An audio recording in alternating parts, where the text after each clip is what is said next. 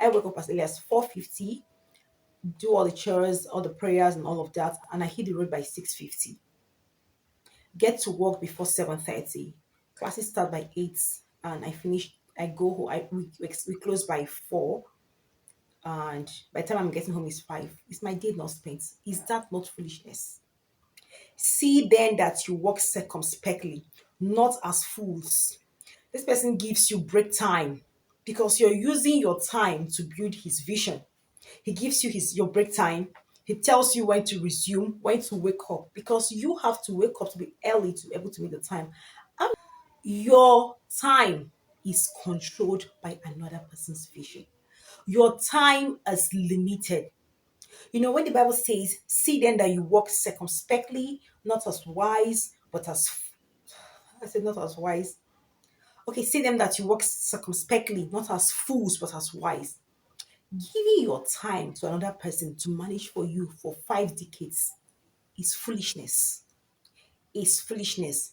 How in the world can you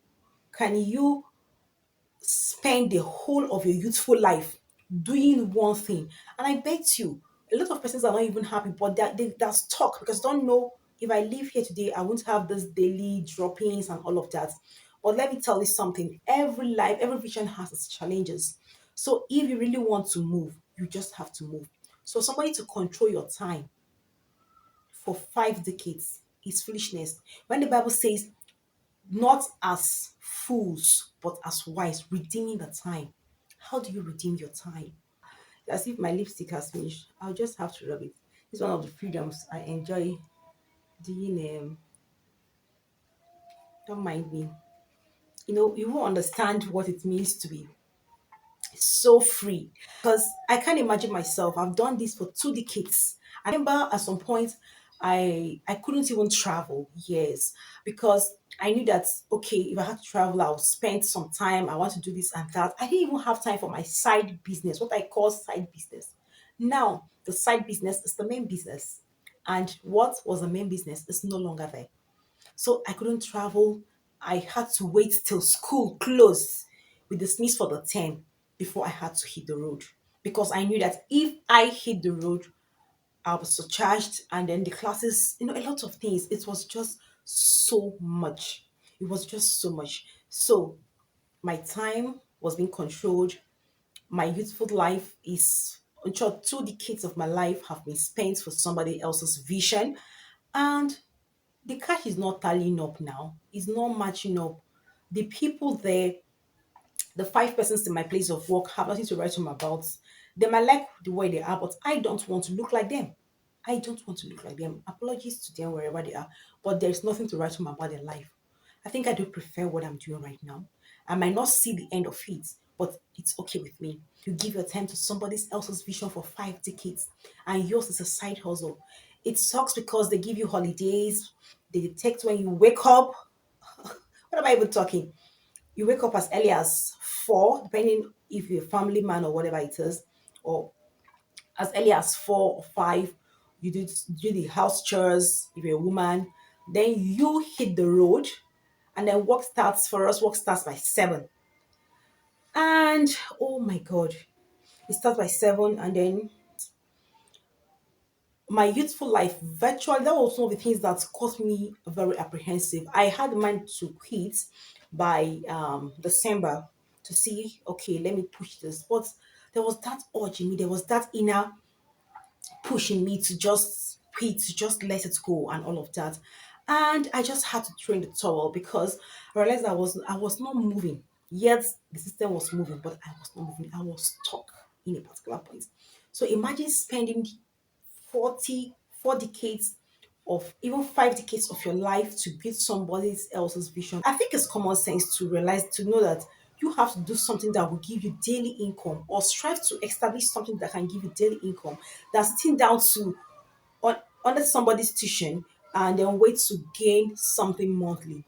There is no sense in gaining a monthly income when you spend daily. It doesn't match. This is one of the constraints of 9 to 5. Your financial life is limited.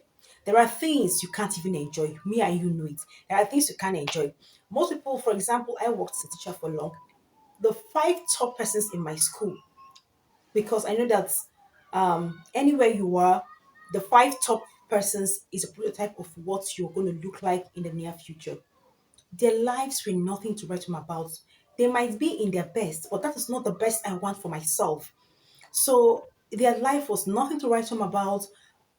Who amongst them even owned a car except the principal and the vice principal? The heads of departments, nobody owns a car. And the truth is that this thing that we earn, the stipend that we earn, would never buy you a car. Let me just go down. And you cannot even live in a decent apartment. Anybody that teaches in Nigeria knows that, unless you have those okay, staff quarters and all of that, you can't even build your own house. Right? So these are some of the challenges. Your financial life is limited. You can't even enjoy life the way you want to enjoy it. That is just the truth. Most of us know those things, but we keep believing that, oh, one day it's going to be better. They will give an upgrade of a salary and all of that. And then the side hustle you're supposed to put in your best, maybe it's selling one or two stuff. You just realize that you're not even putting the best, you're not putting your effort there. You just, okay, go there once in a while and that is it. So your financial life is totally stuck and is limited. There are things you can never enjoy and you would never enjoy if you're a salary earner. Forget about driving a car. You know, some place where I work as a teacher, as a classroom teacher. This is what we're talking about here. You need to get something that gives you money daily. I just had to start doing something. I don't have to wait till I have all it takes. Oh, but then, my brothers and sisters, somebody else is just basically in control. Your time is in the person's hand. You're basically being controlled consciously or unconsciously by the person. If you find this video interesting, please watch it to the end and then give me a follow and a thumbs up.